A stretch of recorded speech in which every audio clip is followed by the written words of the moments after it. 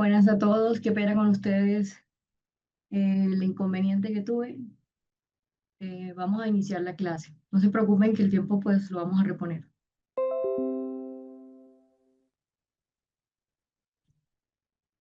Bueno, nosotros veníamos hablando de las técnicas. Voy a desactivar el chat y nuevamente lo activo cuando vayamos a tener el espacio para hacer las preguntas. ¿Quisieran ustedes que hagamos un resumen de lo que hemos visto o quieren que continuemos?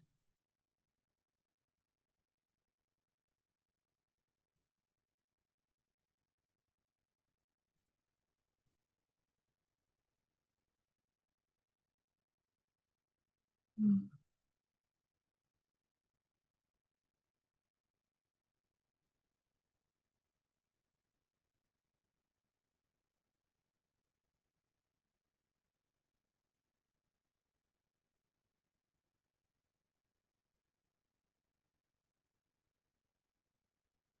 ¿Me escuchan bien? Sí, es que en un momento se me...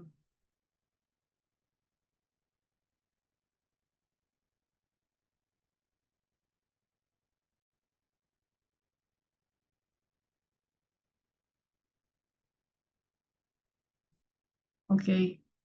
¿Pueden ver bien las diapositivas?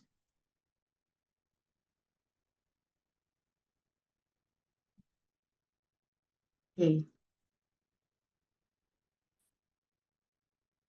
Bueno, entonces vamos, ¿quieren que hagamos un resumen o quieren que continuemos? ¿Quieren que hagamos el resumen? Ok, voy a desactivar el chat.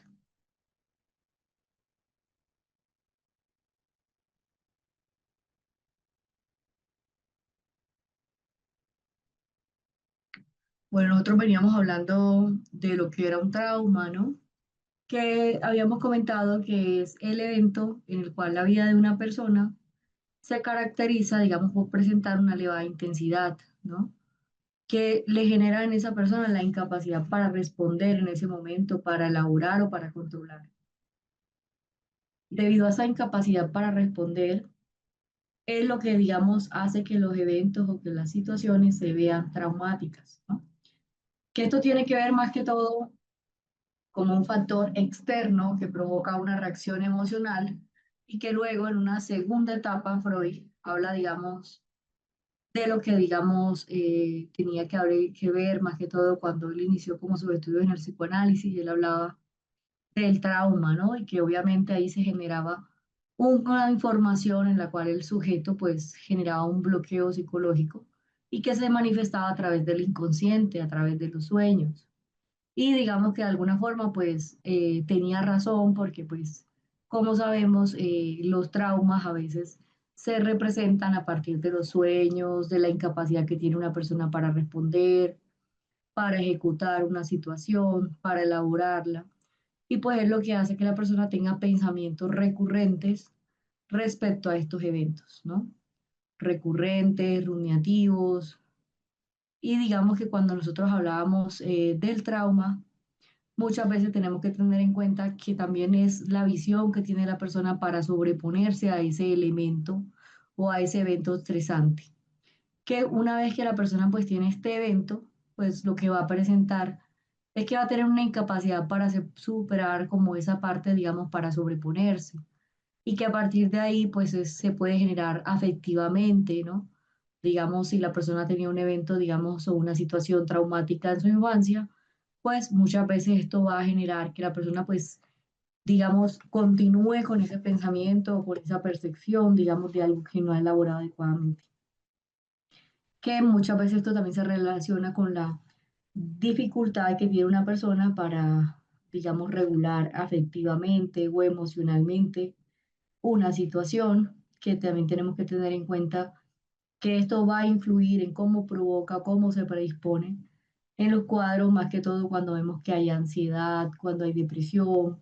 Y pues digamos que después de este evento traumático, muchas personas desarrollan ya un trastorno que le llamamos trastorno de estrés postraumático, que después de este evento siguen teniendo la percepción que están en peligro, ¿no? Siguen teniendo esa activación fisiológica, emocional y cognitiva de ese pensamiento o esa realidad de que se sienten en peligro, que les cuesta, digamos, manejar o mantener ese control. Tengamos en cuenta que muchas veces estos traumas, cuando se ven tempranos, muchas veces van a generar cambios a largo plazo, ya sea en la personalidad que una persona puede tener, como por ejemplo, cuando esta personalidad pues ya notamos, por ejemplo, que va a presentar como unos cambios, como unos miedos, como una percepción del mundo, de sí mismo o de las demás personas, ¿no?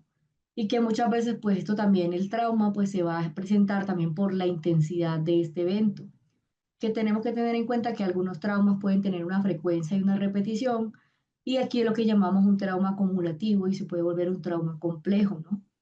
Porque digamos que al tener la, digamos, la existencia de eventos traumáticos en varias partes de su vida, pues muchas veces esa repetición es lo que va a generar que se genere como esa acumulación, esa percepción y que obviamente haya una intensidad y un miedo aún mayor, pues a volver a vivir nuevamente esa situación. Los traumas relacionales tempranos tenemos que tener en cuenta que es obviamente cuando notamos que una persona ha tenido, digamos, una dificultad en su infancia, digamos, temprana y que obviamente se va a generar una situación que se guarda en la memoria y pues se genera ese aprendizaje inconsciente que ya sabemos que cuando un niño pues presenta un evento traumático, muchas veces va a tener un aprendizaje y una situación en la cual va a dificultar la forma como se relaciona con otras personas, va a dificultar también su estado emocional, porque muchas veces pues también a partir de estos eventos traumáticos pueden desarrollar trastornos en su salud mental, como puede ser el caso de la depresión o de la ansiedad. Y pues hay personas que también han manifestado que a partir de estos eventos traumáticos, ya en su adultez, pues tienen unos pensamientos, digamos, relacionados con ideación de muerte, comportamiento suicida, que esto influye también que consuman drogas o alcohol a temprana edad. Entonces, pues de aquí a partir, digamos, de este aprendizaje, pues muchas veces notamos que esto va a influir en ese desarrollo psicológico, ¿no? Que tiene una persona. En cuanto al trastorno de estrés postraumático, pues digamos que acá es más que todo, obviamente, esa percepción después de un mes de haber pasado un evento traumático, que la persona pues puede tener esa vulnerabilidad para desarrollar un trastorno ya a largo plazo, ¿no? Que es cuando la persona pues sigue, digamos, percibiendo que se encuentra en peligro, que acá hay que tener en cuenta, digamos, todos los eventos, ya sean ambientales, y todo lo que favorece o que va a proteger a la aparición de ese trastorno de estrés postraumático, que hoy en día pues no se sabe a ciencia cierta porque hay personas que desarrollan un trastorno de estrés postraumático a diferencia de otras y pues también puede también tener una, digamos, una condición psicológica que pueda generar ese trastorno de estrés postraumático. Por ejemplo, si una persona pues tiene un cuadro ansioso, una personalidad ansiosa, pues obviamente a vivir un trastorno traumático o un evento traumático, pues va a también aparecer, digamos, ese trastorno, ¿no? Se va a incrementar y pues obviamente va a ser más vulnerable a vivirlo, a desarrollarlo, a mantenerlo. También hay, digamos, varios trastornos que influyen, como por ejemplo la depresión, como puede ser el trastorno, por ejemplo, si la persona tiene un trastorno bipolar, si la persona tiene algún tipo de trastorno en su personalidad, también podría, digamos, tener ese desarrollo, ¿no?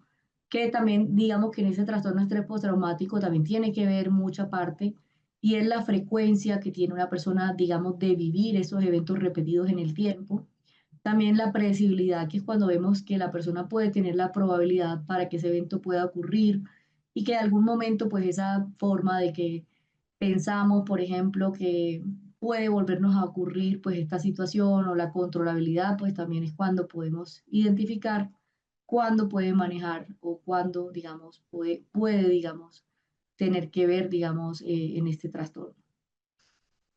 Tengamos en cuenta que pues obviamente hay unas partes biológicas que también combinan con estos trastornos y es como vemos ya la parte, digamos, emocional, ¿no? Muchas veces la amígdala también puede tener una activación y pues eso depende de la persona, esa memoria emocional, recuerden que la amígdala es esa estructura en el cerebro que pues es la que tiene que ver con las respuestas más que todo las del miedo, la parte, digamos, del hipocampo, que es la que tiene que ver con esa memoria también traumática, esa memoria sensorial.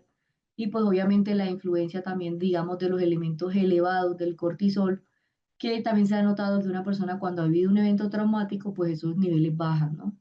Y pues van a bajar porque de alguna forma se presenta una inhibición, digamos, a la respuesta del cortisol, porque también se activa otro sistema que es la noradrenalina, que al verse activada, pues por obviamente digamos, hiperactividad, ese miedo, pues obviamente esa, ah, esa, esa parte, digamos, del hipocampo también se reduce, ¿no? Se reduce su actividad porque pues se activa el sistema de la noradrenalina, que es el de la, digamos, de esa sensibilidad o esa que tiene que ver más que todo con la activación, cuando nosotros, por ejemplo, vamos a responder a una situación, digamos, de elevada intensidad, pues ella es la que se activa, ¿no? La que nos dice cómo ese sistema de alerta, esa hipervigilancia, y que de alguna forma pues se ha encontrado que pues las personas cuando han tenido eventos traumáticos, pues hay hallazgos neurobiológicos que tienen que ver y una de ellas es la reducción del volumen hipocampal, el déficit también de la integración y la hiperactividad en el eje HHA, que es hipófisis, hipotálamo y la glándula adrenal.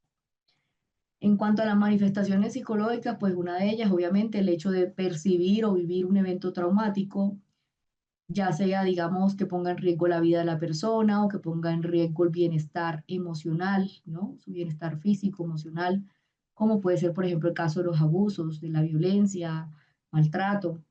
El hecho también de vivir un evento en el cual la persona pues tiene la percepción que su vida está en peligro, que corre un riesgo, pues ya notamos también que aquí se presenta pues esas manifestaciones de trastorno de estrés postraumático, y el hecho de haber vivido una situación como un terremoto, un evento en el cual la persona pues no puede procesarlo porque pues digamos que es un elemento o un evento digamos de catástrofes naturales que pues no hay como la forma de predecir, controlar o digamos manifestar como estas situaciones, ¿no? O también los asaltos, los atracos, los accidentes.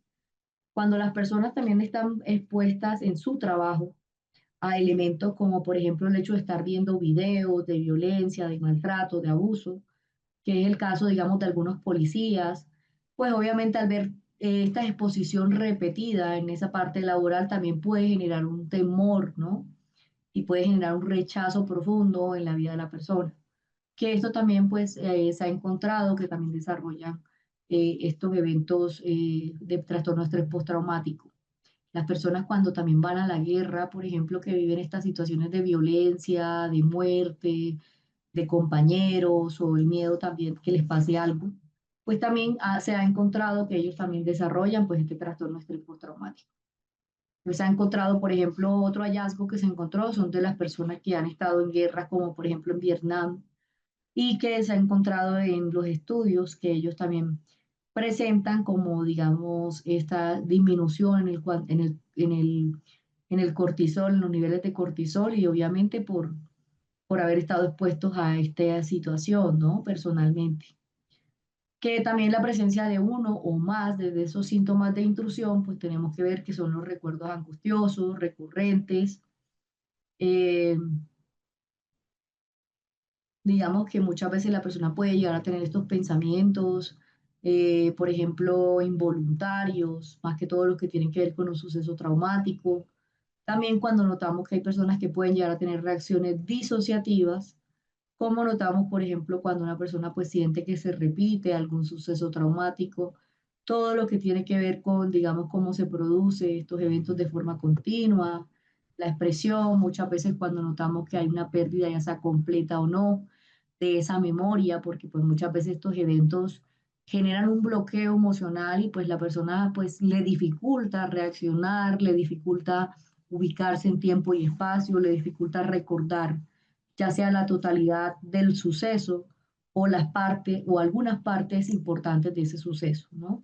Entonces tengamos en cuenta que todos estos elementos pues van a presentar un trastorno de estrés postraumático, sueños también recurrentes, pesadillas, problemas para conciliar el sueño y que obviamente pues hay personas que pueden llegar a tener problemas ya digamos más que todo en la parte digamos del sueño, ¿no? Estos eventos recurrentes.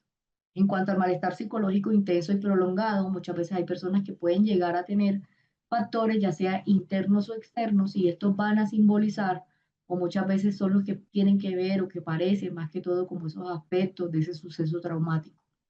También las reacciones fisiológicas intensas, como vemos que son los factores internos o externos, que simbolizan o que muchas veces van a aparecer un aspecto de un suceso traumático. Otro elemento que tenemos que tener en cuenta es la evitación persistente de los estímulos asociados a un suceso, y es cuando esto va a comenzar este suceso, como pone en manifiesto las siguientes características, ¿no? Por ejemplo, cuando una persona tiende a evitar o a esforzarse por evitar recordar, pensar esos sentimientos angustiosos acerca de lo que está estrechamente asociado a un suceso traumático. Hay personas que tienden a evitar o a esforzarse en evitar recordar a las personas, a los lugares, a las conversaciones, a las actividades, a los objetos y también a las situaciones. Tengamos en cuenta que muchas veces esto va a despertar los recuerdos, los pensamientos, los sentimientos y pues obviamente lo que está estrechamente asociado a un suceso. En cuanto a las alteraciones cognitivas y el estado del ánimo están asociadas a un suceso, que es lo que comienza o lo que va a empeorar después de un suceso traumático, ¿no? Que pone en manifiesto ya sea por dos o más las siguientes características. Una de ellas es la incapacidad que tiene una persona para recordar ese aspecto o ese suceso. También está esa amnesia disociativa, ¿no? Que muchas veces la persona pues no recuerda o no sabe cómo le pasó, qué le ocurrió, que no todos los factores pues tienen que ver con esa lesión cerebral, con el alcohol, las drogas, sino que realmente pues esto tiene que ver a ese evento traumático y la incapacidad que tiene una persona para responder. Otra de ellas es la creencia de las expectativas negativas, persistentes, exageradas, que tiene una persona sobre uno mismo, sobre los demás o sobre el mundo, ¿no?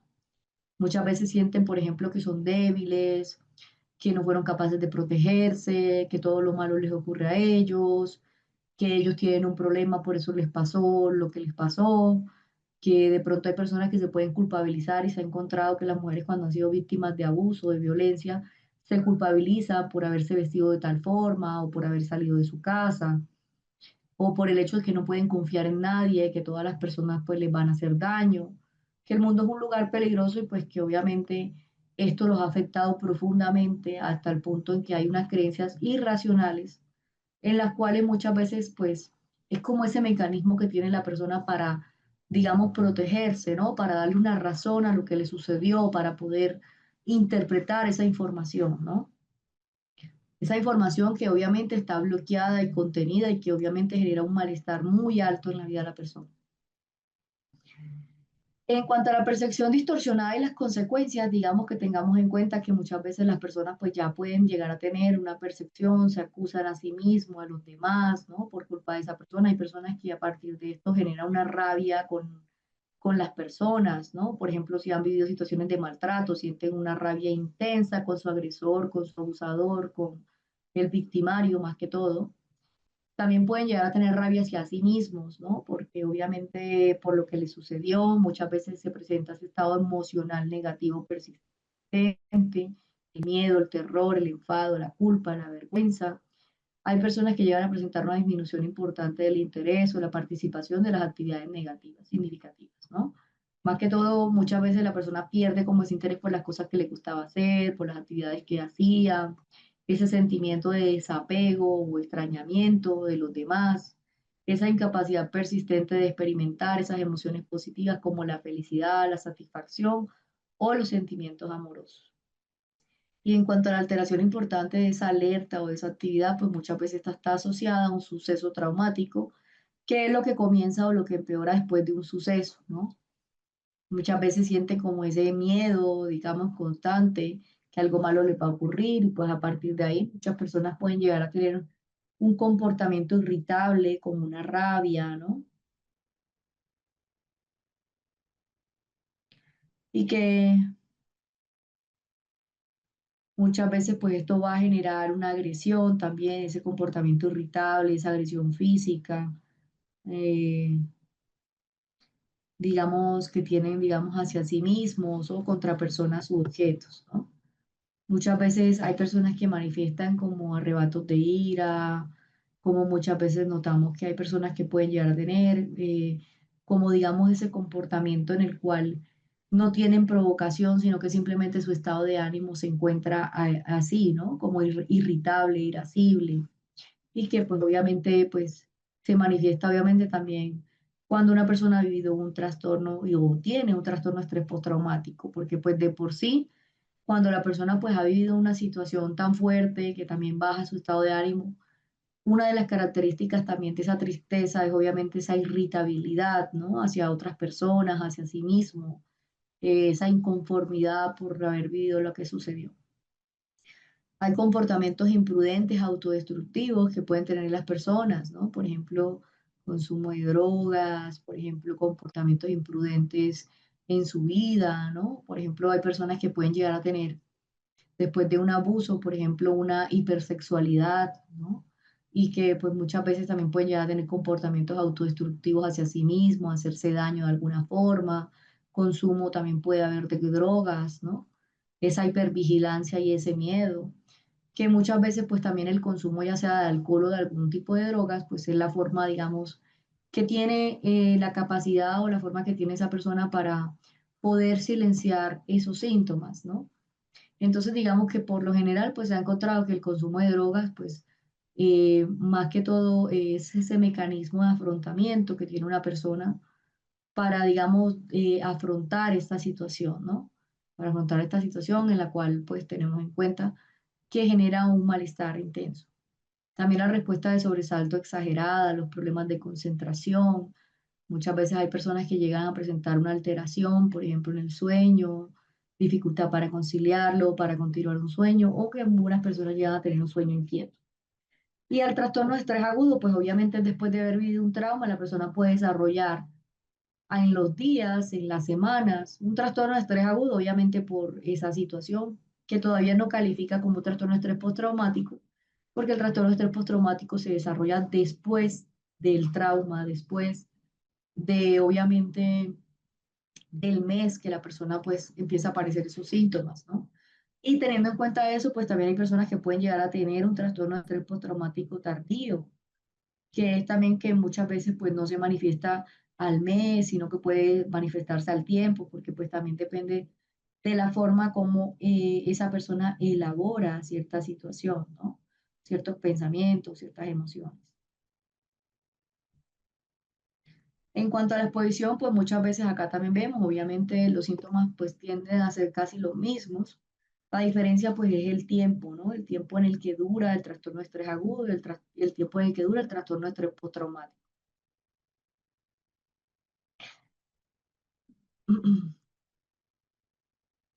Que es importante que tengamos en cuenta, pues que nosotros tenemos que hacer una evaluación diagnóstica en la cual identifiquemos la causa, ¿no? Las situaciones que mencionamos, el temor, la vergüenza, el desconocimiento, los síntomas físicos inexplicados y pues todos aquellos que se relacionan con situaciones traumáticas.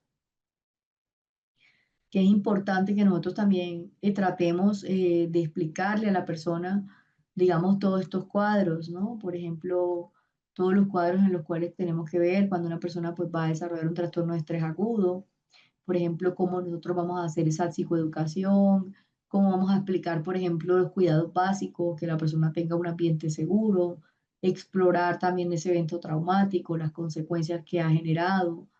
Es importante que nosotros realicemos también explorar la naturaleza de los eventos, evaluar los síntomas que puede tener esa persona, digamos, de tener un cuadro traumático y establecer un diagnóstico diferencial en lo que tenemos que ver, más que todo como la hiperventilación y la ansiedad, ¿no?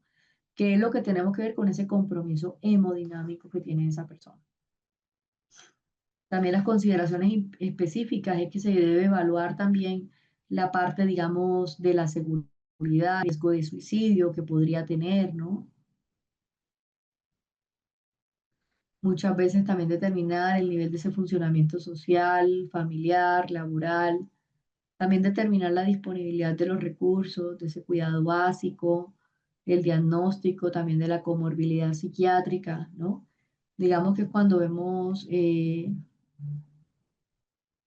hay personas que pueden también tener otro tipo, digamos, de comorbilidades o de cuadros emocionales, como es el caso, digamos, de la depresión, ¿no? Que podrían tenerlo antes o que pueden desarrollarse también a la par de ese trastorno de estrés postraumático. Es importante que evaluemos las características personales en las cuales tenemos que ver ese enfrentamiento, esa resiliencia. Es importante evaluar el riesgo de las conductas impulsivas, el grado de la adherencia, el tratamiento que tenga esa persona, ¿no? si obviamente pues siente una adherencia a esa intervención, si siente una adherencia al vínculo también con ese terapeuta, con esa parte, digamos, que quiere obviamente mejorar esos síntomas, porque pues recuerden que estos síntomas no son tan sencillos, ¿no? Estos síntomas realmente se ven, digamos, activados, generan un alto malestar. Muchas personas pueden llegar a tener también unos síntomas, por ejemplo, como es la parte, digamos, de la disociación, la hiperactividad, digamos, de estas situaciones. Hay personas que pueden llegar a presentar la reexperimentación, que es como si estuvieran viviendo, pues, estos eventos traumáticos nuevamente, ¿no? Recuerden que pues hay personas que pueden también evaluar los estados. Por ejemplo, es importante que evaluemos cómo es su apoyo, ya sea social, familiar, interpersonal, ¿no? Las amistades, ¿sí? Cómo es su estado civil, cómo es su condición laboral. Cuando nosotros evaluamos pues este tipo, digamos, de situaciones, pues tenemos también que identificar todas estas consideraciones importantes, ¿no? Por ejemplo, cómo es su trabajo, si tiene una red de apoyo adecuada, y todo esto pues también ayuda, digamos, a esa parte de la intervención. En cuanto a y digamos en la parte de la indicación desde la hospitalización, muchas veces hay que identificar también si la persona tiene un tipo de comorbilidad médica o psiquiátrica que pues va a meritar que se hospitalice, ¿no? Por ejemplo, que tenga síntomas psicóticos en ese trastorno de estrés postraumático, también la presencia de que se vaya a hacer daño, la auto o heteroagresividad o que le vaya a hacer daño a otra persona. Si tiene un bajo soporte social, también es un elemento adecuado que se tiene que identificar porque pues, una persona cuando ha vivido un evento traumático le cuesta elaborar esta información y pues si no tiene un apoyo de una red familiar, de un, digamos, ese soporte social, pues va a generar también mucha dificultad. Y cuando hay exceso de consumo, ya sea de alcohol o de drogas, pues el manejo en general, más que todo, pues también es importante, ¿no? Porque pues obviamente el consumo de drogas va a incrementar todos estos síntomas y muchas veces puede incrementar la disociación.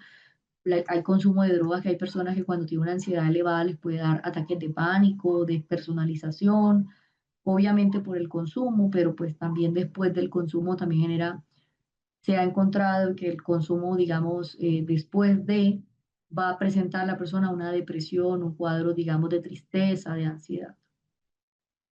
Es importante que establezcamos, ¿no? Eh, que, digamos, en el momento de establecer o de mantener esa alianza terapéutica, los pacientes han sido abusados sexualmente, ¿no?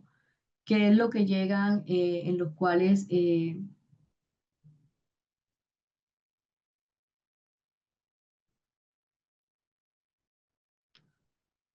muchas veces se ha encontrado que hay personas que pueden tener dificultad para tener una alianza terapéutica? Muchas veces cuando han tenido temas de abuso, se sienten, digamos, de manera vulnerablemente extremas, ¿no?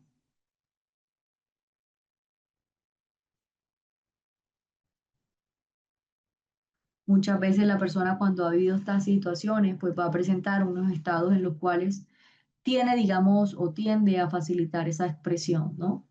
Desde las emociones, por ejemplo, el ambiente seguro, evitar la exploración forzada, también los recuerdos intolerables. Y acá es importante que también coordinemos o clarifiquemos el rol también de ese equipo de trabajo.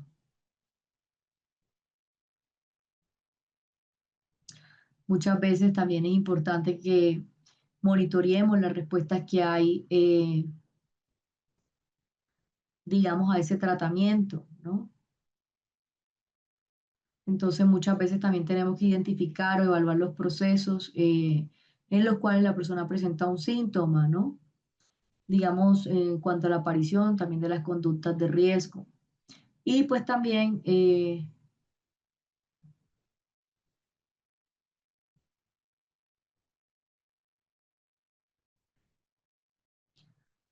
que muchas veces hay que identificar todas esas conductas en las cuales pues la persona pues tiene, digamos, un comportamiento que pueda tener un riesgo en su vida y es importante que también potenciemos esa adherencia a un tratamiento cuando clarificamos la indicación desde los fármacos.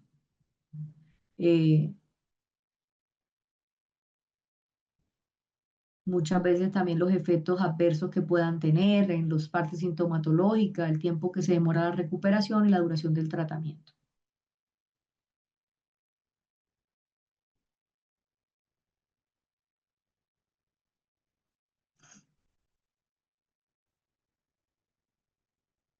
Otro elemento importante es la psicoeducación, y es que la psicoeducación, como ya sabemos, es vital, ¿no? Muchas veces todo lo que tiene que ver con esa importancia y lo que consideramos desde la práctica habitual, cuando una persona tiene un trastorno de estrés postraumático, recuerden que muchas veces este paciente va a tener, digamos, va a ser difícil que la respuesta no va a ser inmediata, ¿no?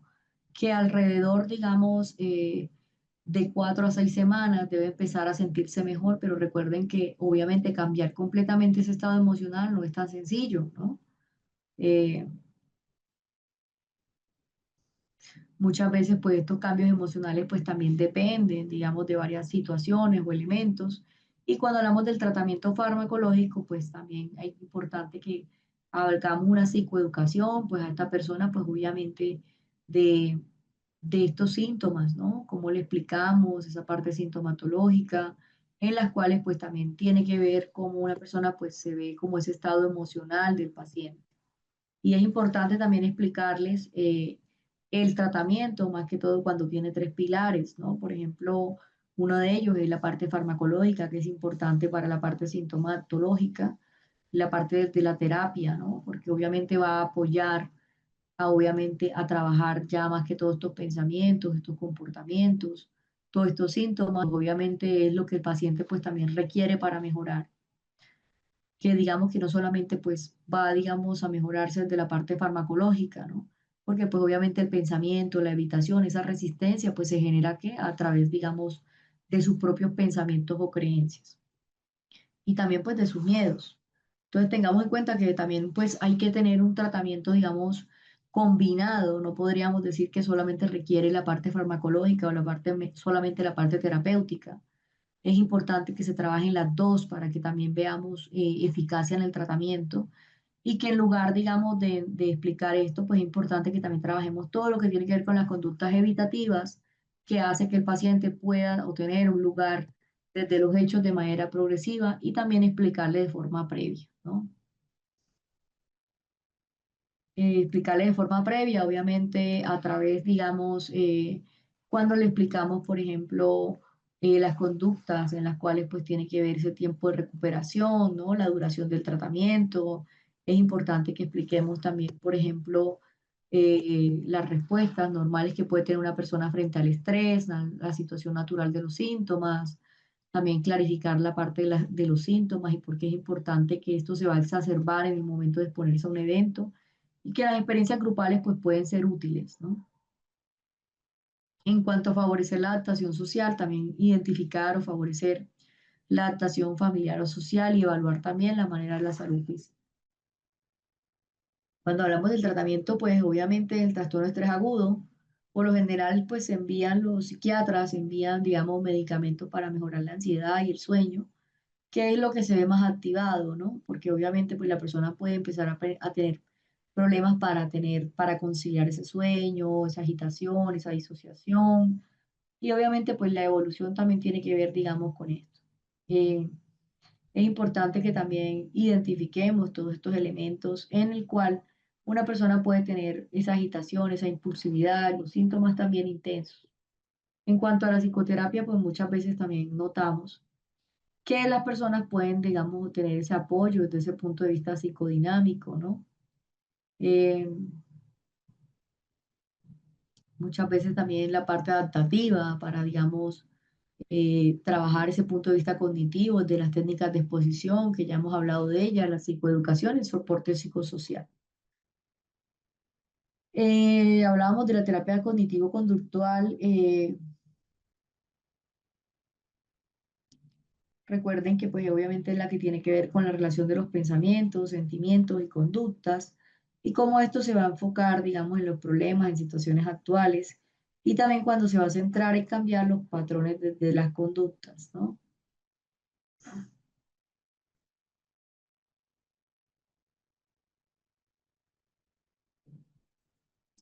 Que muchas veces pues también la persona pues tiene que ver con esa parte específica de sus sentimientos, pensamientos y obviamente que van a conducir a tener una dificultad en cuanto a su funcionamiento.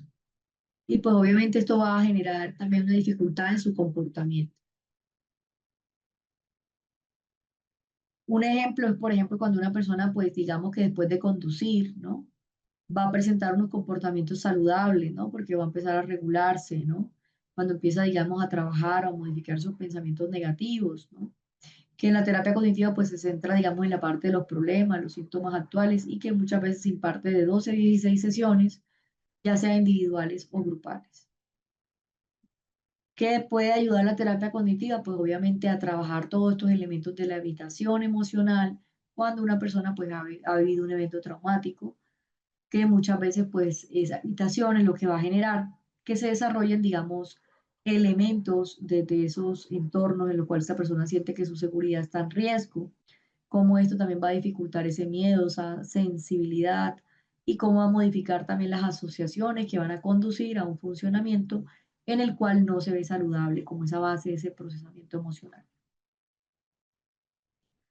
Recuerden que la exposición, cuando hablamos de un trauma o de las emociones que están asociadas a él, muchas veces se desarrollan, ¿no? Desde la habitación, desde las asociaciones desadaptativas con un trauma, y en lo que cabe destacar de lo que se realiza de forma controlada y planificada, de la colaboración de un profesional y del paciente.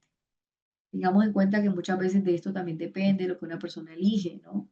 El objetivo es devolver al paciente esa sensación de control, la confianza que tiene en sí mismo en la previsibilidad y en reducir las conductas de escape o de evitación. En cuanto a la educación sobre el trauma, puede llegar a afectar a una persona, ¿no? Porque obviamente, eh, si no tienen en cuenta, digamos, la forma para mejorar esa relajación, para manejar el estrés, para planear, digamos, esta parte de la intervención que es tan importante, porque pues ya sabemos que se va a activar obviamente ese miedo, esa ansiedad, y que es importante que la persona pues tenga un tipo de educación o que sepa, pues se aprenda a conocer también a sí misma sobre sus pensamientos, sobre sus miedos, y pues también cómo puede también manejarlos, ¿no? Digamos, manejarlos personalmente. Mm. Y hablábamos de los síntomas y pues obviamente de la parte de las técnicas que se utilizan. Y pues dentro de esta veíamos la de relajación, pues técnicas de relajación como la Jacobson, la de entrenamiento autógeno, la meditación, vimos un ejemplo, las técnicas de respiración, las del biofeedback, las del reprocesamiento positivo, el reforzamiento negativo, el castigo positivo, el castigo negativo y obviamente la extinción también, digamos, de estas conductas, porque como sabemos, pues todo lo que se aprende se puede desaprender, ¿no? Si yo, por ejemplo, aprendo que a partir de un evento traumático, como puede generar digamos, un accidente automovilístico, pues yo voy a tener miedo a todo lo que tenga que ver digamos, digamos, todo lo que tenga que ver con las motos, por ejemplo.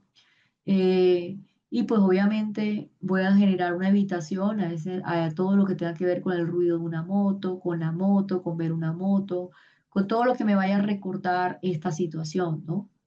Y yo generé aquí, a partir, digamos, de ese evento traumático, un aprendizaje, que es miedo hacia esas motos. Pero pues también lo puedo distinguir cuando me empiezo a desensibilizar o me empiezo a exponer poco a poco, pues a lo que le tengo miedo, ¿no? Que realmente pues el hecho no son las motos, el hecho fue ese accidente que yo viví y que de alguna forma pues es lo que me generó como ese aprendizaje negativo, ¿no?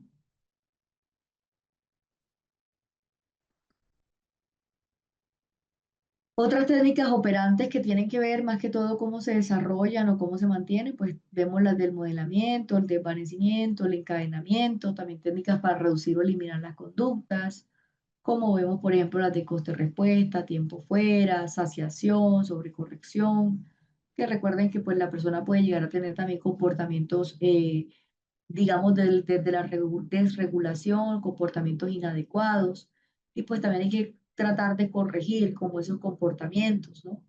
Que no sea a través de una sanción o de un castigo, pero sí importante que se corrija, se ponga límites, que también está otras técnicas como la que vemos en la economía de las fichas. Ya todas estas técnicas las explicábamos ayer.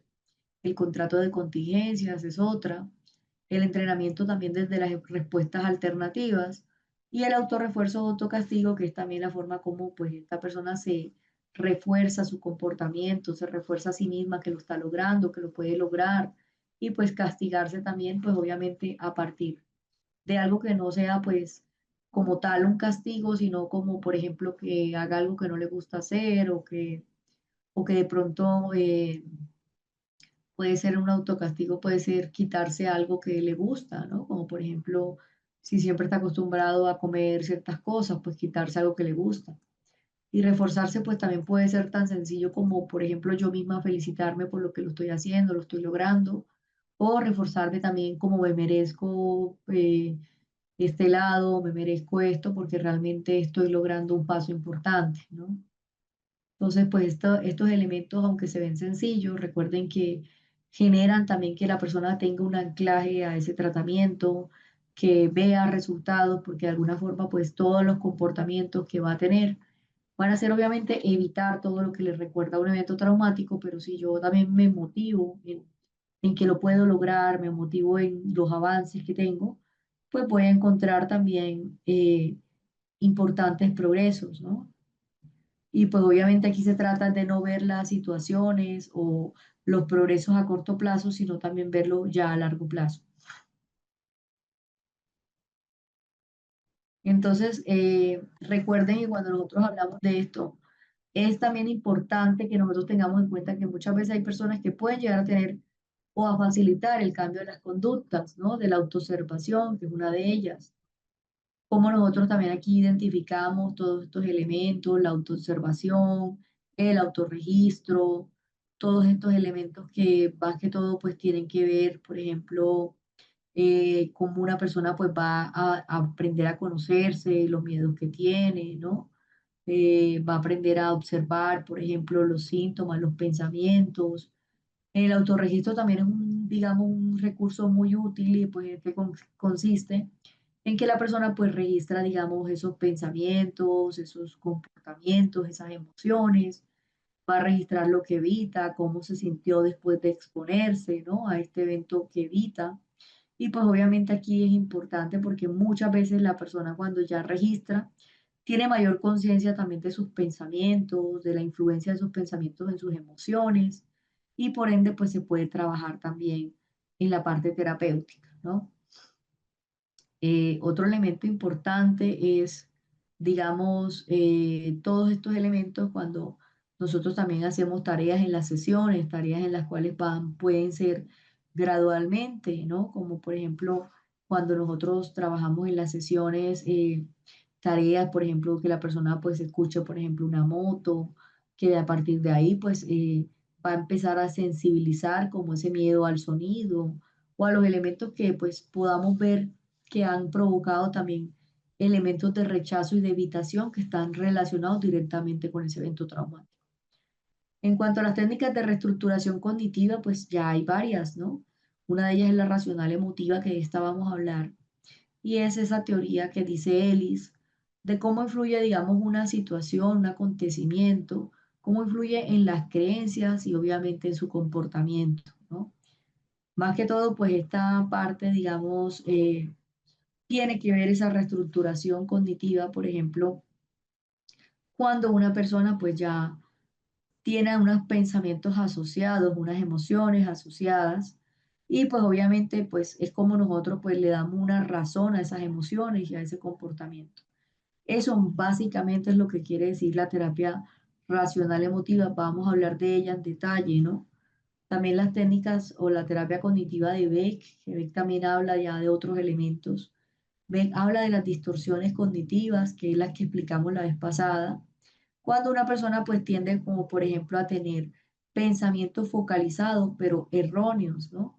¿Por qué? Porque muchas veces pues no se identifican la totalidad de estos pensamientos, que es como les puse el ejemplo, cuando una persona pues tiene un vaso de agua, medio lleno o medio vacío, pues va a tener pensamientos más que todo asociados a esto, ¿no? Pensamientos en los cuales muchas veces va a decir, no, el vaso está medio lleno o está medio vacío, pero pues realmente pues no está siendo objetivo porque pues no solamente está viendo una parte de digamos, de de todo el panorama. Realmente el vaso estaría lleno de aire y de agua y pues digamos que esto también cambia la forma como yo observo o veo ciertas situaciones, ¿no? Y a través de qué lente o qué lupa estoy también teniendo unas distorsiones también a través de una situación. Otro elemento importante es el entrenamiento de las autoinstrucciones de Mancherbaum, que pues este también es otras técnicas también de reestructurar la parte cognitiva. Otro tema importante es la reestructuración racional sistemática. Y pues obviamente en cuanto al entrenamiento de habilidades, es importante trabajar, digamos, esa parte de la inaculación del estrés, ¿no? Todos estos elementos que pueden desactivar el estrés, ese tratamiento o entrenamiento de la ansiedad, la desensibilización del autocontrol de Goldfriend, el modelado también. Y también hay técnicas que pues ayudan mucho para trabajar este trastorno de estrés postraumático y son las técnicas de resolución de problemas, ¿no? Cuando nosotros pretendemos conocer, por ejemplo, el problema que yo tengo, qué dificultad no he visto, cuáles son los factores a favor o en contra de ese problema. Las técnicas también para resolver estos problemas interpersonales. Muchas veces estos problemas interpersonales se pueden generar a partir, digamos, de algunas situaciones, ¿no? Entonces recuerden que cuando nosotros hablamos del trastorno de estrés postraumático, este se caracteriza por un malestar causado en el individuo y obviamente este va a causar una exposición desde un evento traumático que tiene que ver con el impacto también, digamos, de lo que está ocurrido o del evento ocurrido también de alguien más, ¿no? Por ejemplo, el hecho de que una persona, pues como el caso de la muerte de otras personas, por ejemplo, hay niños que han encontrado a sus familiares eh, en, digamos, una situación de muerte, como puede ser el suicidio, y que muchas veces, pues también esto va a generar unos aspectos molestos, ¿no? Va a generar en ellos también unos pensamientos relacionados a estas situaciones. Muchas veces hacen que recuerden el evento, que no puedan borrar esa imagen de su cabeza, que muchas veces pues van a generar también un trastorno de estrés postraumático, pensamientos o creencias. Se ha encontrado que muchos niños también a partir de estos elementos generan también, digamos una culpabilidad, digamos si ellos son los culpables o no, o si están relacionados o no, pues digamos, con la muerte de tal familiar, ¿no? Que muchas veces esto también va a verse como estos eventos traumáticos, como está acompañado por pesadillas, cambios en el estado de ánimo, la hipervigilancia, que es otro elemento importante. Y es que muchas veces pues la persona va a presentar como ese miedo, esa situación en la cual quiere controlar todo el tiempo que no le ocurra algo malo, ¿no?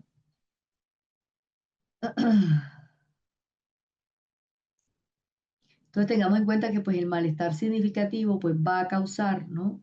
Digamos, digamos que va a causar esta situación, que muchas veces la persona va a tener, ¿no?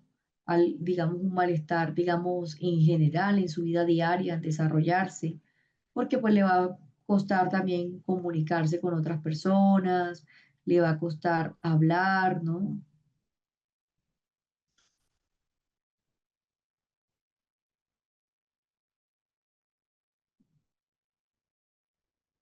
Muchas veces pues este malestar pues se ve también significativo, ¿no? Que obviamente pues va a causar, digamos, este trastorno de estrés postraumático. En cuanto a las técnicas cognitivas y conductuales, muchas veces hemos encontrado que algunas pueden presentar mejores resultados por los estudios, ¿no? Todas las que están usadas desde las técnicas de relajación, modificación, desde las creencias, la sensibilización sistemática, técnicas de exposición, las técnicas de relajación, digamos que en especial todas las que tienen que ver con la respiración y también, pues obviamente, la desensibilización, que es como nosotros nos vamos desensibilizando, obviamente, a esos eventos temidos. Es, por ejemplo, cuando nosotros nos vamos acercando a eso que evitamos, pero pues estamos trabajando también la respiración para, obviamente, desensibilizarnos a esa respuesta fisiológica o emocional que se presenta, ¿no? Y las técnicas de exposición, pues también que ya hemos hablado de ellas, pero pues obviamente vamos a hablar en ellas en detalle. Pero pues básicamente es cuando nosotros nos exponemos a esto, ¿no? A estos eventos temidos, pero gradualmente.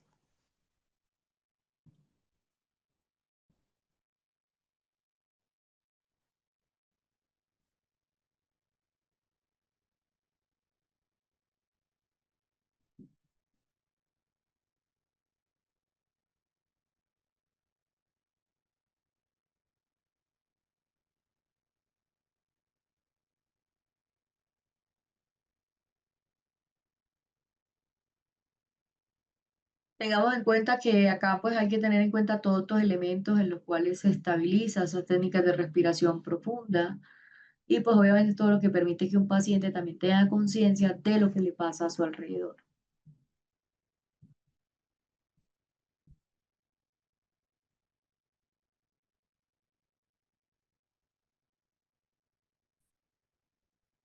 ¿Al momento tienen alguna pregunta o alguna duda?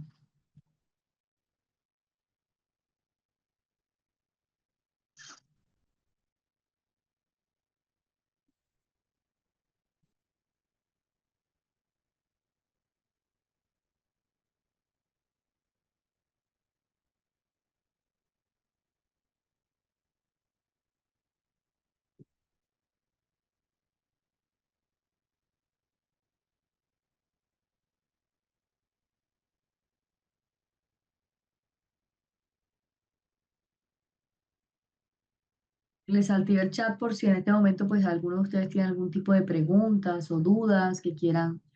eh, bueno, el tema del biofeedback, pues realmente eso es como un aparato que se pone para medir pues obviamente el impulso cardíaco, ¿no? Y pues obviamente va a generar que la persona pues tenga como un registro.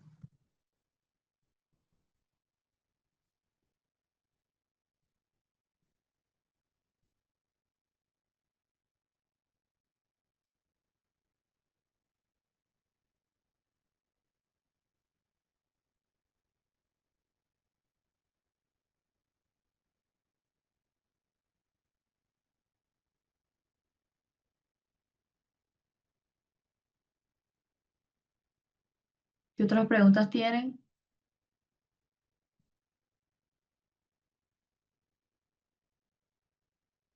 No, realmente pues se va a ver bajo si la persona pues está teniendo una exposición directa a ese evento traumático, ¿no?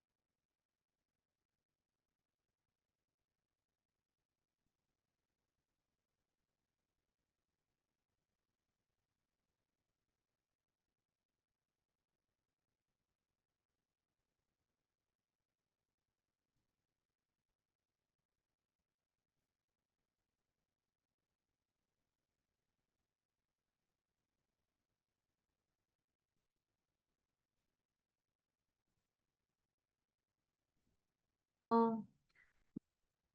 ¿Ha quedado aclarado de pronto la diferencia del trauma de estrés agudo, el trauma de estrés postraumático, lo que es un trauma? Ok, ¿todos pudieron escuchar y verlo bien? Por aquí me dice alguien, yo viví violencia física durante muchos años en mi infancia y se me detonaron algunos síntomas de un trastorno cuando yo viví una agresión en el trabajo. De un último evento tenía un flashback, incluso pude tomar un tratamiento porque no podía dormir y me sentía ansiosa y con depresión. Claro, es importante que nosotros elaboremos este trastorno, que lo trabajemos, porque pues obviamente es tratable y obviamente pues se genera a partir de un evento en el cual ya la persona no está expuesta, ¿no? Me pasó un evento en un terremoto en el cual quedé en shock y ese suceso llegó a un punto que no podía ir a un lugar que fuera cerrado, ya que cuando entraba a ese lugar me sudaban las manos. Claro, obviamente los terremotos pues son un evento que uno no, digamos, tiene la manera de prevenirlos y pues obviamente van a generar un miedo, digamos, a ese encierro o al hecho de experimentar estas situaciones, ¿no? El hecho también que como muchas veces hay personas que pueden tener una dificultad, digamos, para identificarlos, para elaborarlos, ¿no? Y que obviamente pues tenemos que tener en cuenta que digamos, estos eventos traumáticos generan unos síntomas fisiológicos desde la habitación, ¿no? Y pues que esto es lo que va a generar o a dificultar, pues obviamente estos eventos.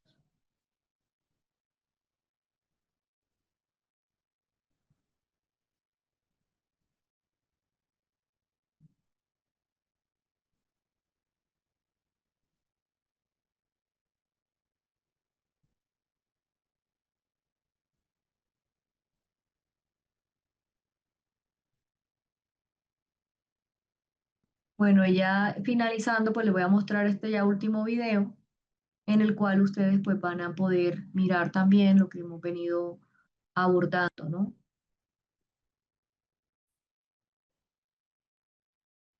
Cuando nosotros notamos que en esa reestructuración cognitiva tenemos que ayudar a que ese terapeuta, por medio del terapeuta, la persona pueda ayudar a identificar y a cuestionar sus pensamientos, ¿no? Aquí es importante que nosotros cuestionemos esos pensamientos, qué tan válidos son, por qué les creemos, qué nos hace creerle a estos pensamientos, qué genera que se produzcan o cómo puedo hacer, cómo puedo hacer para reducirlos o para eliminarlos, ¿no? O para eliminar por lo menos esa malestar emocional que me generan esos pensamientos. Y en cuanto a lo conductual, es importante que tengamos en cuenta que muchas veces esto causa, digamos, desde los primeros momentos, ¿no? Que es causado más que todo en la parte primaria, digamos, de esta perturbación emocional y que a partir de estos trastornos, pues esto tiene que ver con el hecho, digamos, en que una persona pues ha vivido un trauma, lo que siente, la serie de los síntomas que están asociados a un evento, los recuerdos cuando son vistos como un peligro real o latente, y cuando es necesario cambiar el significado que se atribuye a todos los recuerdos en cuanto a permitirle o no a una persona darse cuenta de qué es racional o qué es irracional, ¿no? Y aquí es importante porque esto va a generar un aprendizaje. Cuando nosotros aprendemos a identificar los pensamientos racionales o cuando aprendemos a generar o a identificar una interpretación de un pensamiento racional o irracional, ¿no? Que muchas veces la interpretación es lo que yo interpreto a raíz de un evento, pero la distorsión cognitiva es un pensamiento irracional que no tiene ninguna base real por la cual le creemos, ¿no? Que está más que todo caracterizado por generar una ansiedad emocional intensa, que obviamente esos pensamientos irracionales, la persona tiene la dificultad para y poder, digamos, conocerlos, identificarlos, ¿no? Cuestionarlos, porque simplemente le creemos a lo que nos genera un malestar emocional y de hecho genera un malestar emocional de manera rápida, ¿no? Entonces, en cuanto a los pensamientos racionales, son aquellos pensamientos adaptativos. Por ejemplo, yo puedo pensar que a partir de un evento traumático fue algo muy doloroso y que puedo sanar, ¿no? Que fue algo, una experiencia dolorosa que yo viví, pero que yo tengo los recursos para sanar y que yo puedo lograr sanar, ¿no? Y un pensamiento irracional es pensar que esa experiencia dolorosa pues ya me imposibilita a mí para ser feliz en toda mi vida, ¿no?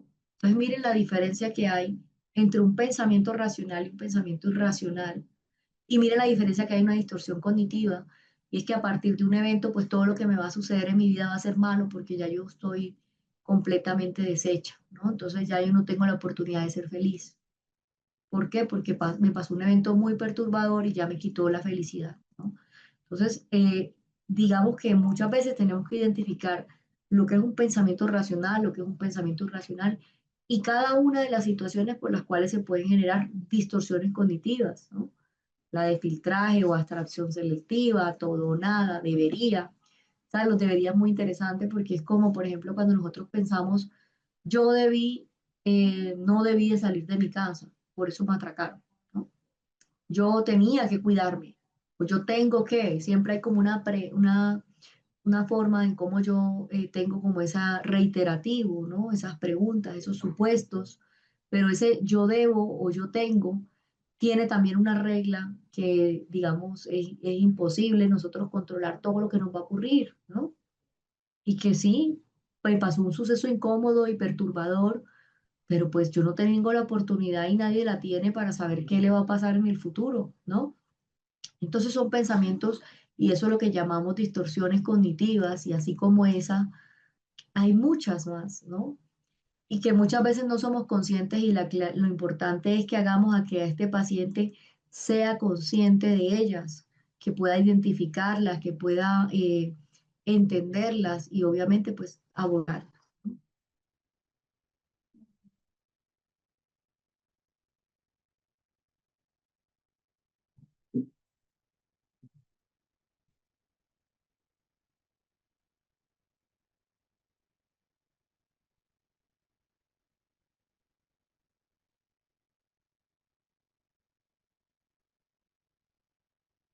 Hasta el momento ha quedado claro, ¿tienen alguna pregunta o alguna duda de lo que es un pensamiento racional o irracional y lo que es una distorsión cognitiva?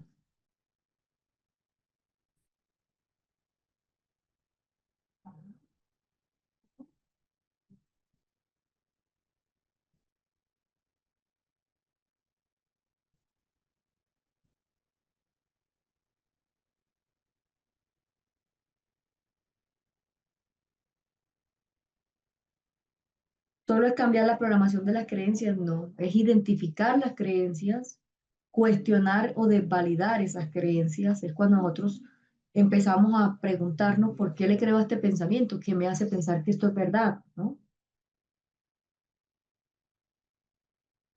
Que estos pensamientos, obviamente la persona no es consciente y es lo que va a generar un malestar emocional y un comportamiento. Por ejemplo, si yo pienso que algo malo me va a ocurrir por salir de mi casa en la noche, mis emociones van a ser miedo, ¿no?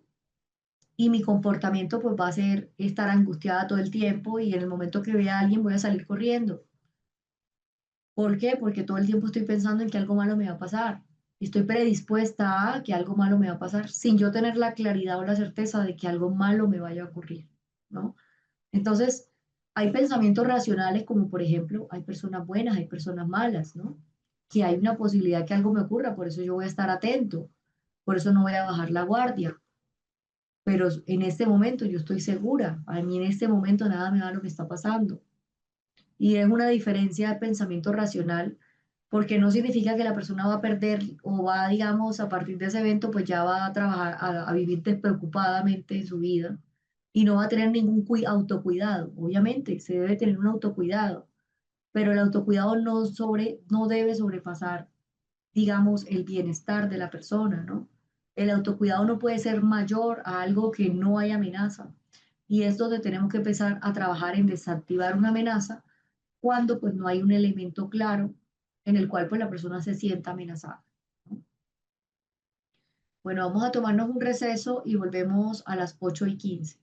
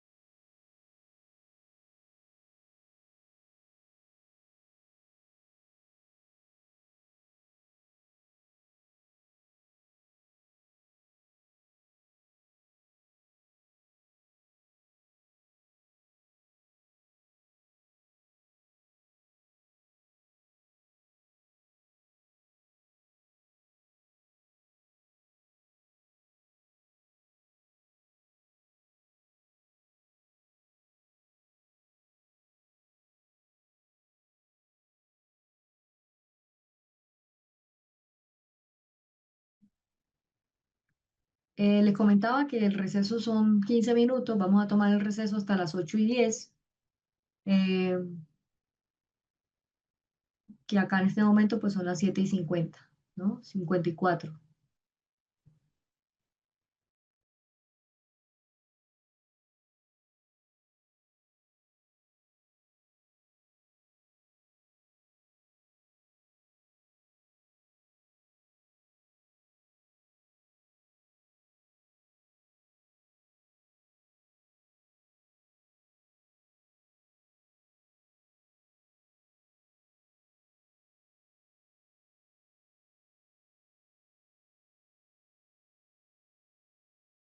Bueno, vamos a continuar con lo que queda faltando de la clase. Hasta el momento toda la información ha estado clara. ¿Tienen alguna otra pregunta o alguna duda? Entonces hablamos de la reestructuración cognitiva, digamos que es cuando nosotros trabajamos en esos pensamientos desadaptativos, que en los cuales pues tenemos que tener en cuenta que hay muchos síntomas que están asociados, ¿no? Por ejemplo, esos recuerdos, cuando una persona percibe un peligro, todo lo que está asociado a un recuerdo, todos esos elementos ya sean reales o latentes y pues obviamente el hecho de cambiar un significado puede atribuir a los recuerdos y permitir que una persona pues se dé cuenta de si es racional o si es irracional ese aprendizaje. Don Hill hablaba que esto tenía un valor adaptativo, ¿no? Más que todo cuando una persona asocia a un estímulo que ha sido etiquetado como peligroso o como una respuesta emocional potente en la cual se activa y que nos lleva a evitar el estímulo. Que él decía que más que todo esto tenía que ver de este modo cómo una persona puede generar conceptos adaptados a partir de recuerdos, cuando muchas veces puede darse sentimiento de culpa, de odio y pueden trabajarse también desde esas técnicas. Otra de las técnicas que hablaba la de sensibilización sistemática, que está orientada en disminuir esa sintomatología conductual del miedo, de la evitación, que muchas veces las personas hablan sobre la eficacia desde la técnica y desde el trabajo en el cual citamos, por ejemplo, todos esos elementos diversos que pueden ser positivos, que tienen una aplicación técnica, por ejemplo, los veteranos en guerra, las víctimas que tienen accidentes automovilísticos, o las mujeres cuando han sido víctimas de violación y de abuso. Dentro de las técnicas de exposición, ¿qué es lo que pretende? Romper ese círculo, ¿no? En el cual muchas veces la persona tiene unos estímulos internos y temidos, que es lo que genera que se permita, digamos, que se enfrenten estos pensamientos traumáticos, cómo esto tiene que tener en cuenta una mejor reacción desde la parte como sugerimos que un individuo pues aprende tanto los estímulos que le recuerdan un trauma, que no le causan daño, todos los elementos que tienen que ver, por ejemplo, de recordar un trauma, lo que implica revivir una amenaza, si existe una habituación en cuanto a la ansiedad, mientras obviamente identificamos cuando un individuo, ya sea que permanezca próximo a los recuerdos temidos o a la experiencia de la ansiedad, muchas veces esto no concluye las pérdidas del control, ¿no? En las cuales son pérdidas de control temidas. ¿Qué es lo que permite las técnicas de exposición? Obviamente enfrentar esos pensamientos, ¿no? Y pues obviamente cuando yo los enfrento, pues pretendo obviamente desensibilizar o disminuir las reacciones, pues obviamente entendiendo que estos recuerdos no me van a causar un daño, es solo un recuerdo. Es recordar, no implica que yo esté reviviendo esa situación o que yo esté volviéndola a experimentar y que pues mientras más me habitúe a esa ansiedad que me genera los recuerdos que temo, pues la experiencia de la ansiedad o digamos esa habituación va a disminuir la sensibilidad que hay hacia ella, ¿no? Que la experiencia también tiene que ver no solamente con la pérdida también temida, la pérdida de la ansiedad, sino también digamos con ese control, ¿no?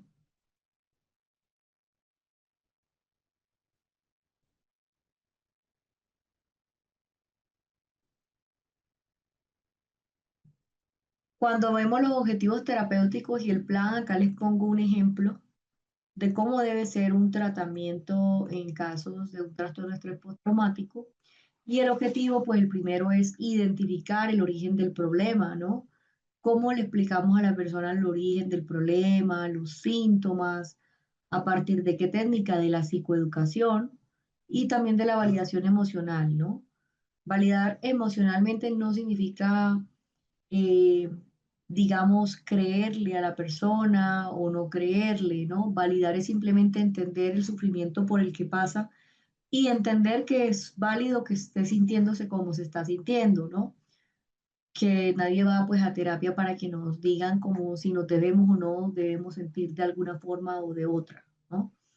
Que es importante que tengamos en cuenta esta validación porque obviamente genera bastante malestar a una persona cuando pues digamos que de alguna forma no le creen, digamos, sus emociones o cómo se siente. También otro objetivo desde la parte terapéutica es aprender a manejar la irritabilidad y obviamente mejorar el manejo de esas emociones, ¿no? Como vemos el entrenamiento de la regulación, la expresión emocional, cuando nosotros aprendemos a que la persona aprenda a tener el control, digamos, de esa irritabilidad y de sus emociones, y que aprenda pues a manejar sus emociones, ¿no? Por ejemplo, aprenda a autorregularse y a expresar también cómo se siente. Otro elemento importante es la reducción de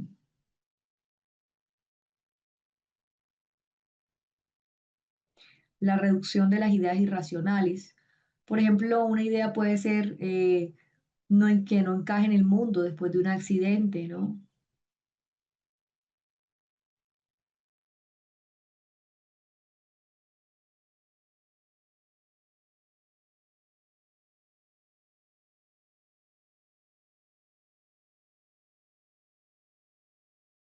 Nosotros vamos a cambiar estos pensamientos que se generan, digamos, a partir, digamos, de estas ideas irracionales. Y otro de los elementos es también la desactivación fisiológica que notamos desde el entrenamiento de la respiración diafragmática. Aquí es importante, digamos, todos estos elementos en los cuales tiene que ver cómo nosotros vamos a abordar esos síntomas fisiológicos. ¿Me confirman si ustedes me pueden escuchar bien?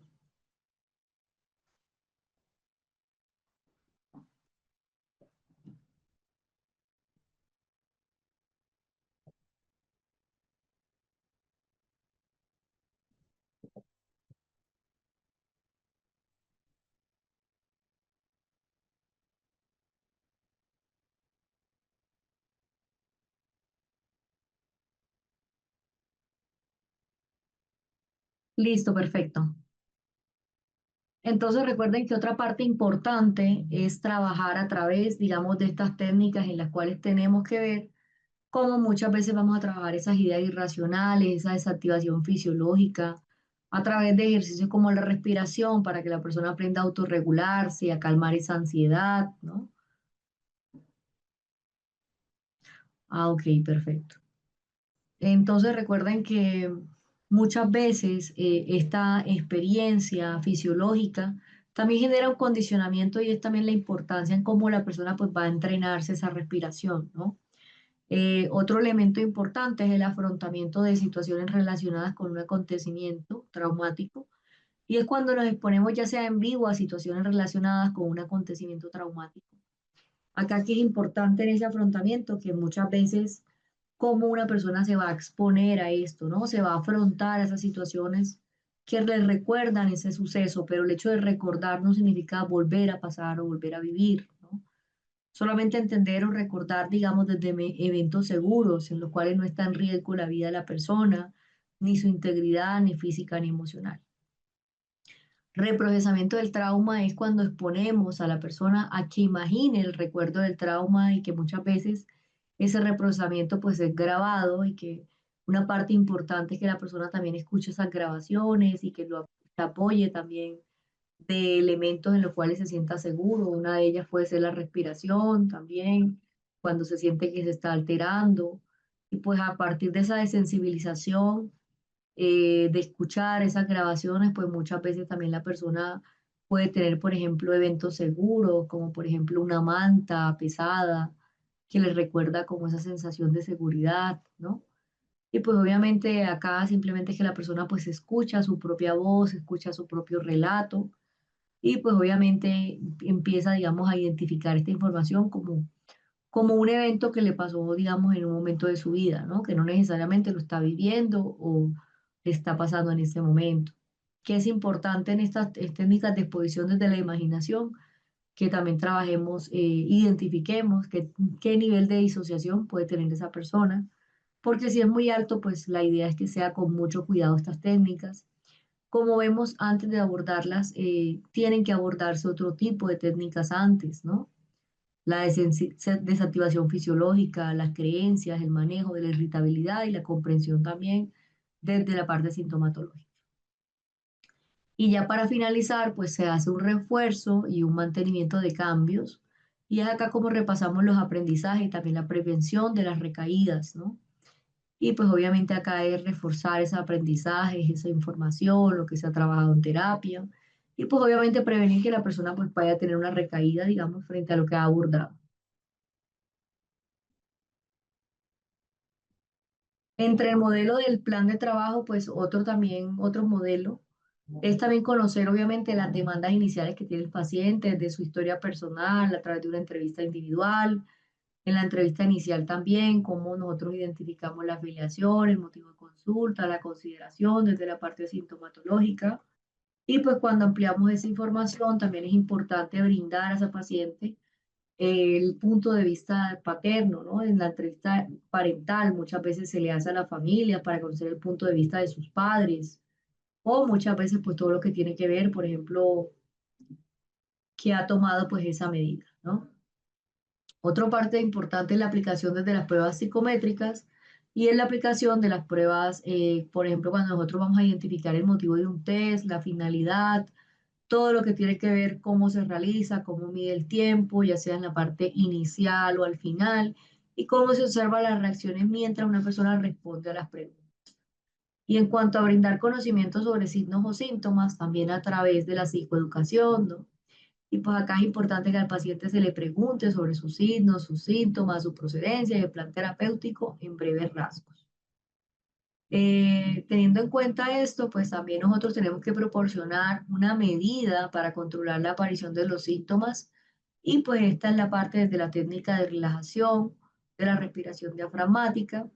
Acá es importante que nosotros trabajamos la respiración diafragmática, ya sea en 4 tiempos o 8, inhalar y exhalar, ¿no? Es como explicamos el objetivo, los beneficios de esta técnica, pero obviamente en un lugar seguro en el cual trabajamos los eventos que generan ansiedad, o sea, todos esos eventos traumáticos que generan ansiedad. Y aquí, digamos, esta técnica ayuda mucho a la respiración, a esa desensibilización de estos pensamientos, ¿no? Ayuda también a cómo nosotros identificamos esas ideas cuando aparecen y los síntomas también semejantes que pueden presentarse o los síntomas de ansiedad o hiperactividad. Otro elemento que también se trabaja en la parte terapéutica es cuando conocemos las ideas que tiene ese paciente, ya sea del origen del trauma o qué genera o cuál le genera un malestar. Es importante que identifiquemos las creencias irracionales a partir de la reestructuración cognitiva. Y acá es importante que nosotros revisemos esas ideas previas que han sido asociadas a un trauma, como por ejemplo todas las que puedan generar un malestar, cómo identificamos esas ideas, el origen y el grado del malestar, ¿no? Por eso ustedes vieron en el video que yo les puse en la primera clase de los Simpson, donde Marge decía el nivel de ansiedad que sentía, ¿no? Y pues decía 5, 6, 100, 200, ¿no? Pues a medida que se acercaba al evento o a la situación que le generaba esa evitación o que quería irse corriendo a su casa. Entonces recuerden que es importante que también no solamente identifiquemos las ideas cuando aparecen, sino el grado sintomatológico o el grado de afectación emocional que se presenta, ¿no? Que este muchas veces no lo conocemos, pero que muchas veces pues la persona respecto a ciertos eventos puede identificar cuáles son más altos que otros, ¿no? Que es importante también tener en cuenta, digamos, el origen y el grado del malestar, ¿no? Cuando nosotros identificamos, por ejemplo, cuando aparecen o el tipo, digamos, de malestar que presenta.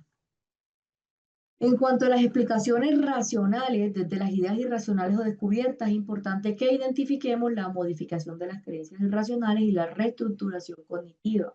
¿A partir de qué? De las ideas esas irracionales que son analizadas anteriormente y cómo proceden pues a dar un significado racional, digamos, en las que generan un mayor malestar.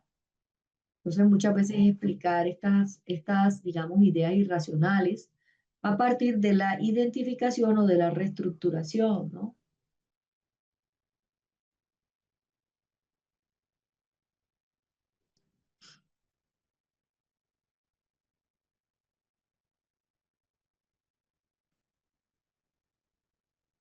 Y otro elemento importante es cuando nosotros damos explicación a estos eventos irracionales o esas ideas irracionales también que son descubiertas.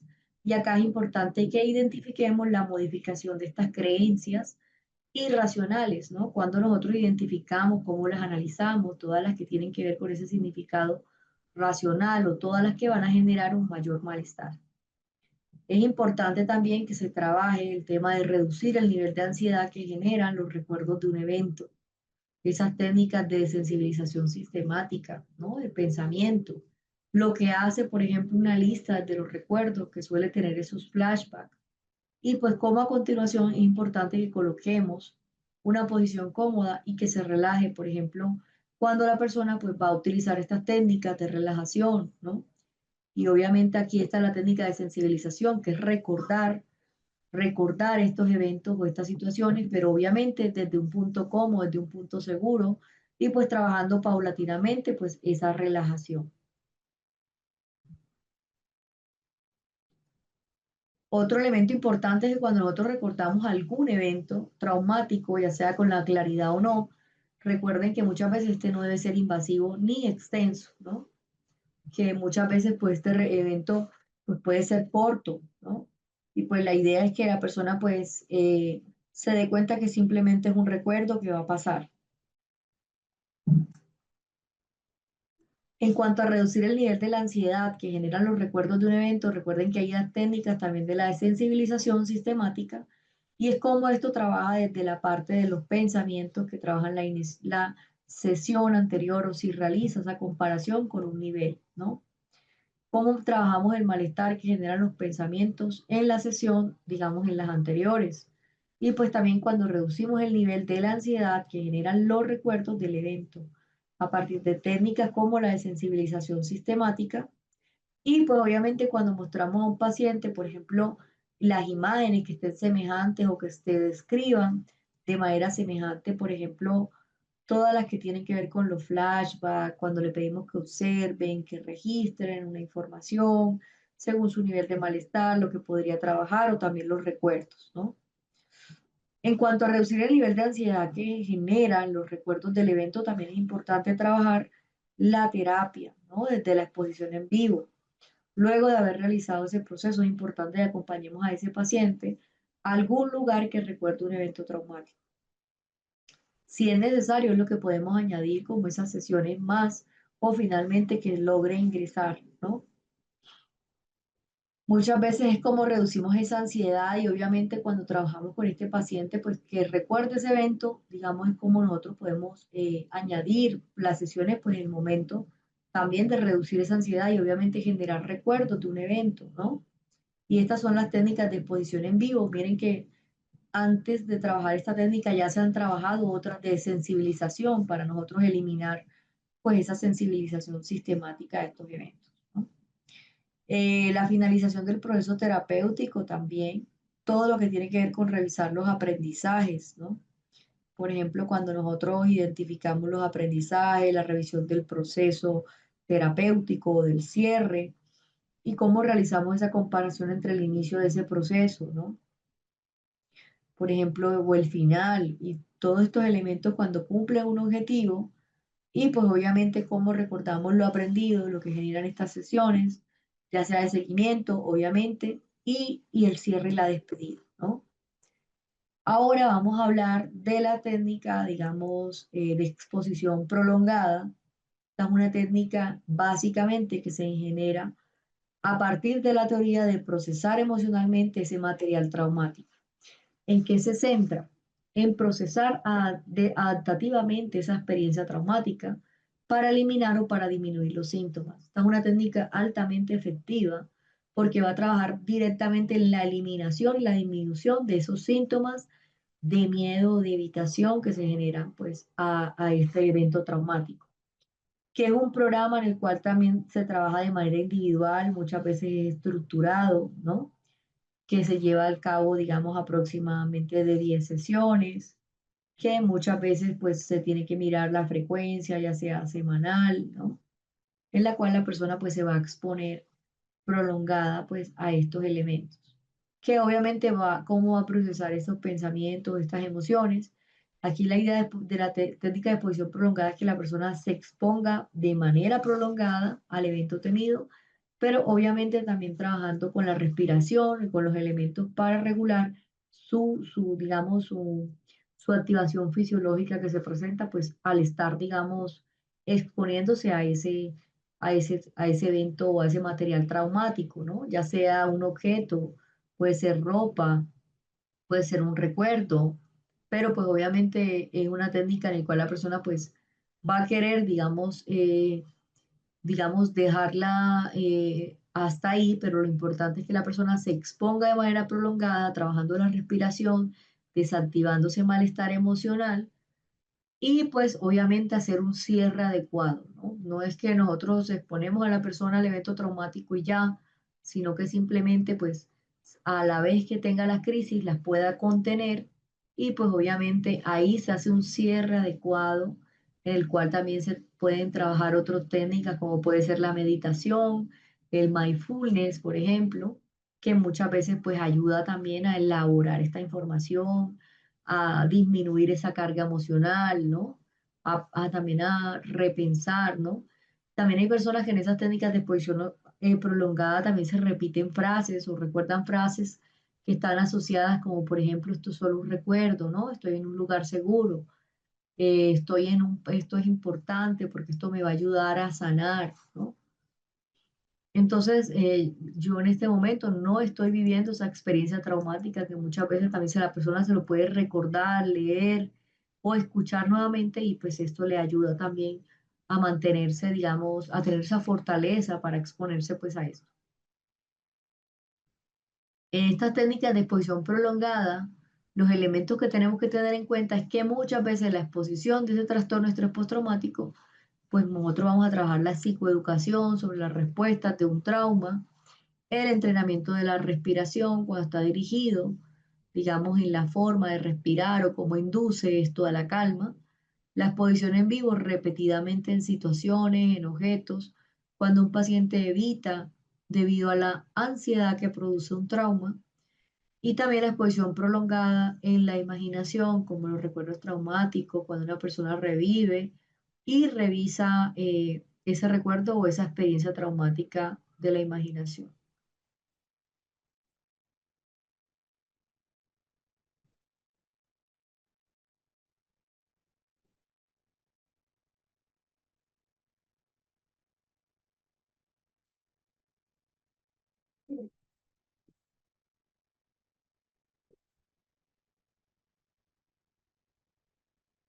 Y también tengamos en cuenta que la exposición prolongada o la imaginación va la persona, tiene que trabajar los recuerdos traumáticos cuando revive o cuando revisa ese recuerdo de esa experiencia traumática en la imaginación, ¿no? Entonces recuerden que lo primero pues es psicoeducar a la persona respecto a los síntomas comunes del trauma, entrenar a esa persona desde la respiración, cómo lo dirigimos, cómo lo encaminamos a conseguir, la forma para respirar o para inducir la calma, cómo exponemos a la persona en viva en forma repetida situaciones u objetos cuando un paciente evita, digamos, a la ansiedad que produce un trauma. Y en cuanto a la exposición prolongada, pues recuerden que es cuando nosotros nos exponemos de forma prolongada a ese evento traumático, obviamente reviviendo, pero también revisando esa experiencia, ¿no? Y revisando pues que una experiencia a través de la imaginación. Técnica de exposición prolongada, muchas veces es como nosotros trabajamos en la psicoeducación, cómo comienza la primera sesión, la presentación de ese esquema, el tratamiento, el modelo. Uno de los primeros elementos que se empieza a trabajar es la idea en la que una persona puede evitar eh, las señales que recuerdan a un trauma, lo que sirve para mantener los síntomas de trastorno, en caso del trastorno de estrés postraumático, el malestar que ocasiona. Digamos que esta parte es importante, ¿no? Todo lo que tiene que ver con esa habitación, con las señales, con los síntomas, el malestar, Y pues la psicoeducación, digamos que es una parte importante porque pues en la segunda sesión es como presentamos pues esas reacciones normales desde esa experiencia traumática. En la técnica de exposición prolongada, este es un entrenamiento de muchas veces de respiración, que el objetivo aquí es dotar al paciente de una herramienta útil y sencilla, ¿no?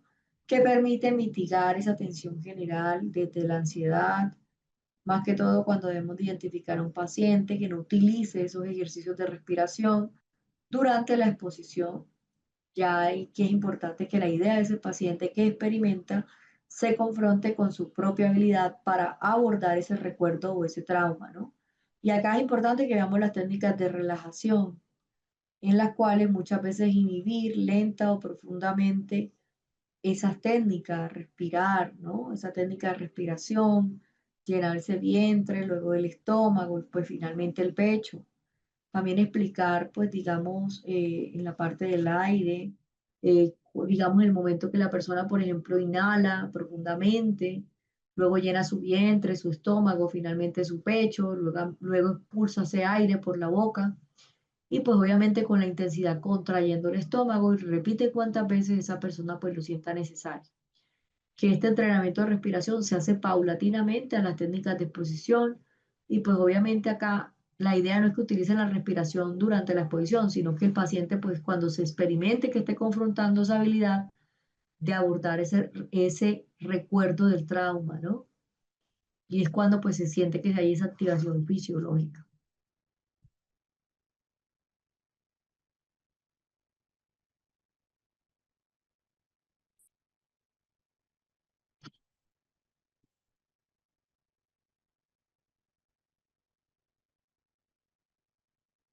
Y en cuanto a las técnicas de exposición prolongada, hablaremos de la exposición en vivo. Y esta es la que se realiza en situaciones seguras, ¿no? En actividades, lugares, objetos que el paciente evita y que causan ansiedad y estrés prolongado. Muchas veces es como nosotros en las sesiones, el paciente va a elegir que esos ejercicios de exposición que ese paciente debe afrontar. Cómo tenemos en cuenta ese nivel emocional, esa ansiedad, la habilidad para completar las indicaciones también de forma exitosa.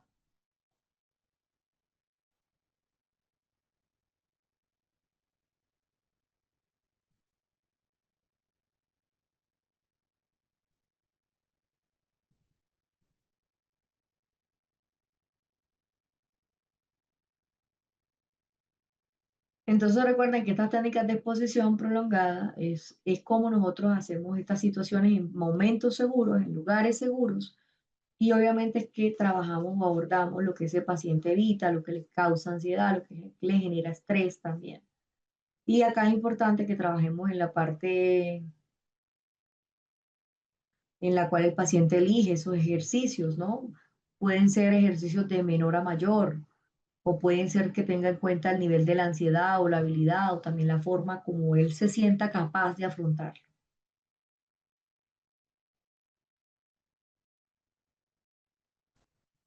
En la técnica de exposición prolongada, desde la imaginación, tenemos que tener en cuenta que esta inicia en la tercera sesión. Y cómo aquí trabajamos en lo que pues, ese paciente visualice y analice, por ejemplo, la voz, por ejemplo, ese hecho traumático, todo lo que puede durar de 45 a 60 minutos, seguido, digamos, de esa discusión entre ese proceso, por ejemplo, de 15 a 20 minutos, la duración, la narración también del hecho. Acá es importante que esta sea grabada, ¿no? Para que ese paciente pueda escucharla en las sesiones. Esto ya se los había explicado anteriormente, pero pues digamos que acá se los explico nuevamente, ¿no? Para que ustedes pues lo tengan más presente. En esa exposición prolongada, como les decía, esta es la exposición que tiene que ver con la imaginación, que es la que hablábamos, que simplemente la persona narra, pero esto es grabado. Y pues obviamente la idea es que después de 15 a 20 minutos de la discusión en ese proceso, ¿no? Que haya una narración en la cual él pueda también tomar tareas por sesiones, ¿no? En su casa, obviamente, en un ambiente seguro, muchas veces también se acompaña de elementos de grounding que le generan un anclaje, por ejemplo, a ese momento seguro, como puede ser una manta pesada aquí. Hay personas que se hacen como esta técnica en la cual como si se abrazaran a sí mismos. Otra puede ser agarrar un objeto que les guste, relajante, una pelotica, bueno, lo que realmente sientan que les ayuda como a anclarse a que solamente esto es un recuerdo, una narración y no es nada más de eso, ¿no? Que yo estoy haciendo algo en mi presente y no tiene nada que ver con lo que estoy oyendo, ¿no? Otras personas ponen los pies en el piso u otras personas abren los ojos y miran los elementos que ven a su alrededor, como por ejemplo 5 cosas que ven, cosas que oyen, cosas que observan, cosas que sienten. Y pues esto también les ayuda como a anclarse digamos, a la realidad. Otro elemento que se trabaja desde la técnica de la exposición prolongada es cuando hablamos los tipos de exposición, ya sea en vivo o en la imaginación. Recuerden que aquí hay elementos esenciales en la intervención, como por ejemplo vemos el trastorno de estrés postraumático.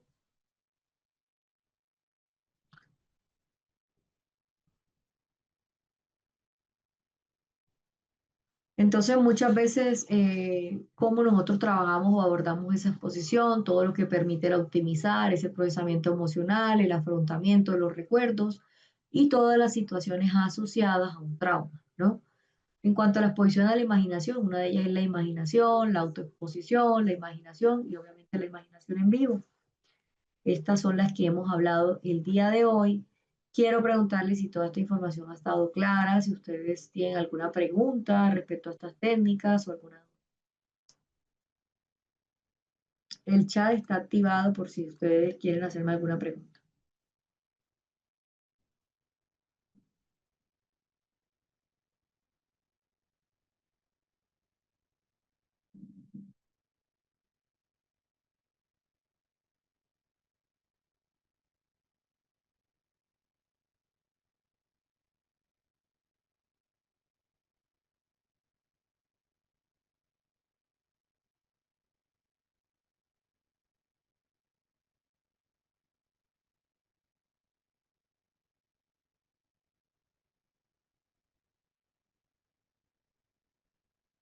¿Tienen alguna pregunta hasta el momento, alguna duda?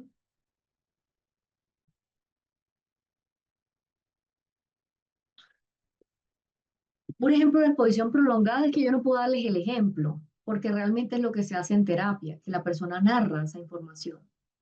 Voy a ponerles más bien un video a ver si de pronto aclaramos esta técnica. ¿Tienen alguna pregunta hasta el momento?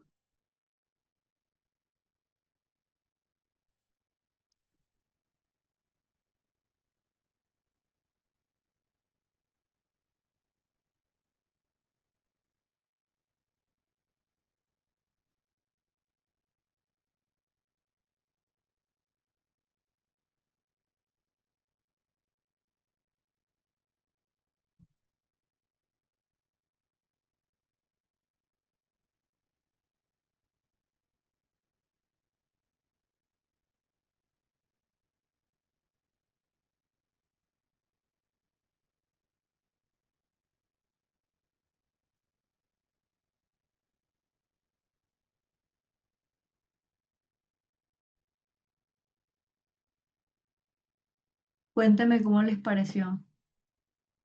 ¿Quedó un poco más claro las técnicas de exposición?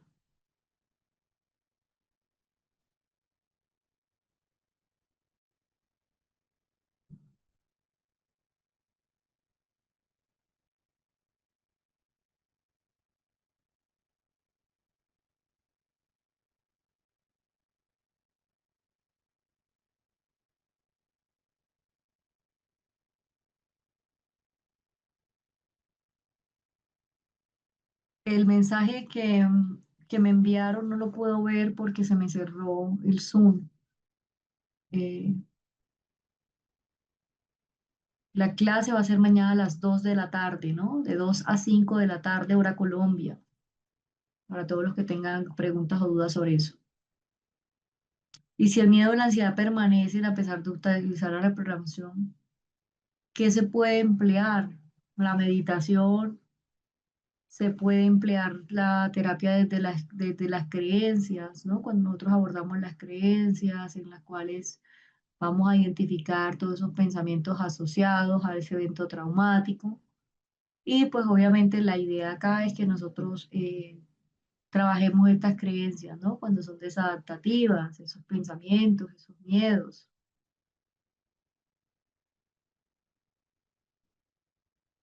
Realmente pues eh, hay muchas técnicas que se pueden abordar para trabajar ese tema de la relajación. Está la de Jacobson, de relajación progresiva.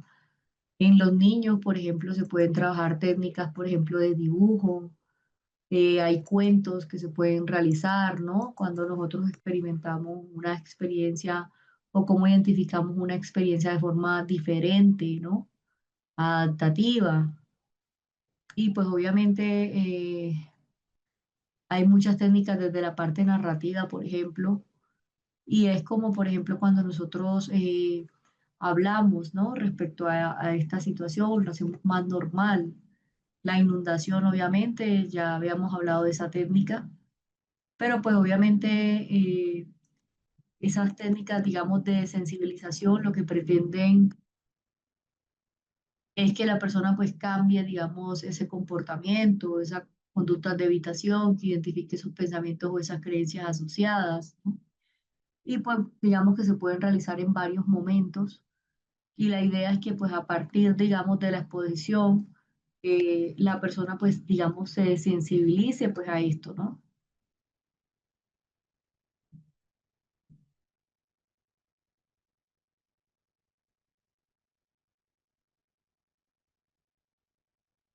Voy a mostrar la desensibilización sistemática para las personas que de pronto tienen alguna duda.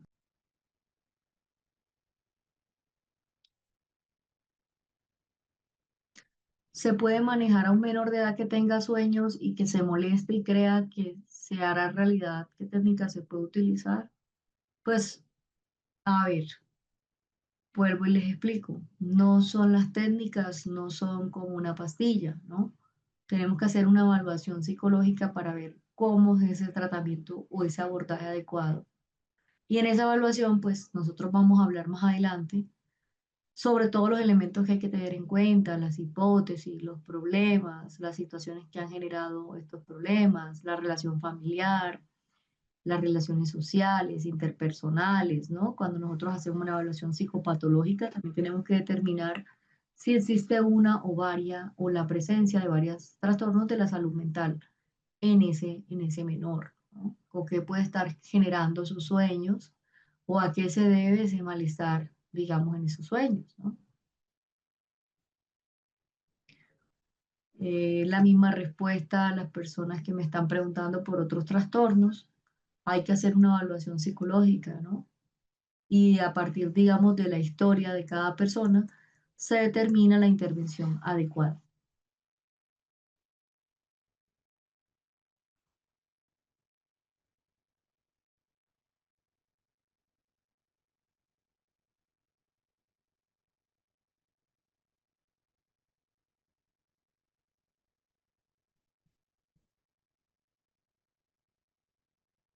Antes de hacer la técnica de exposición prolongada, se tienen que trabajar otras técnicas, como ya les mostré.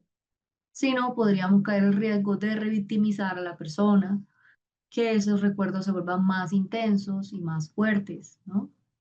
No puede aplicarse de un momento a otro, tiene que ser una persona experta la que lo haga, una persona que ya tenga una experiencia, que sepa también cómo contener una crisis en caso que suceda. Hay que trabajar muchos elementos y también identificar si hay disociación o no. Y en estos elementos, pues también hay que tener en cuenta, pues, esto, ¿no? La disociación hace más difícil que se generen las técnicas de exposición, por eso debe ser muy cuidadosa en algunas personas. Bueno, cualquier otra pregunta o cualquier otra duda me pueden decir. Creo que hasta aquí queda la clase el día de hoy y nos vemos mañana de 2 a 5. Quiero agradecerles a todos por su atención y por su intervención y pues nos vemos mañana.